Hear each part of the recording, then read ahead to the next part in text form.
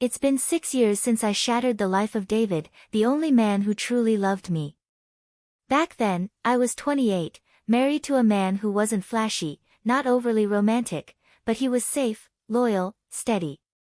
He folded laundry without asking, made my coffee just right, remembered my mom's birthday better than I did. But I was selfish. I mistook his steadiness for boredom, craving something more. Then my boss entered. Charming, rich, confident, constantly flirting. I told myself I liked the attention, that it was harmless. Flirting turned into drinks, and drinks turned into nights I can never take back. It wasn't love, it was lust, ego, a desperate need to feel desired. I convinced myself David would never find out. One evening, I came home to find him at the dining table, my phone in his hand. I'll never forget his face. Not angry, just hollow, as if something inside him had quietly died. He didn't yell or cry. He just whispered, "Why?" I had no good answer. He packed a bag and left that night. No drama, no begging, just silence. I thought he'd come back. He didn't. A month later, divorce papers arrived. He asked for nothing, not the apartment, the car, not a single piece of furniture. It was as if he wanted to erase me completely. The affair, by the way, didn't last. My boss moved on within months.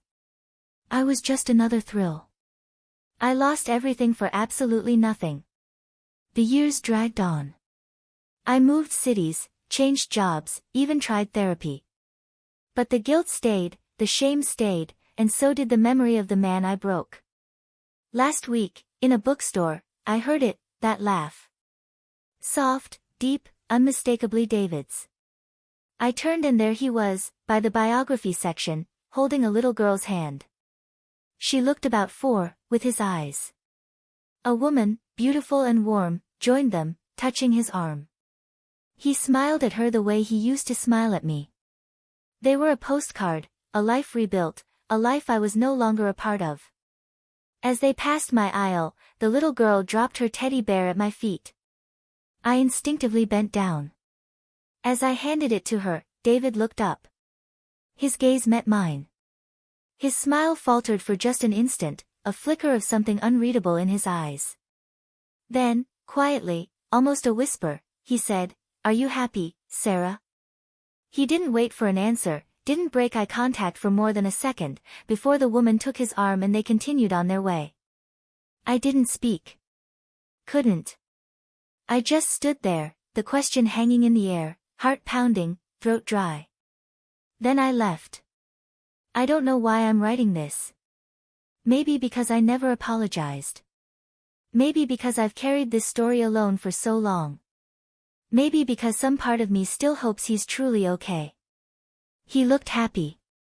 He is happy. And that has to be enough for me.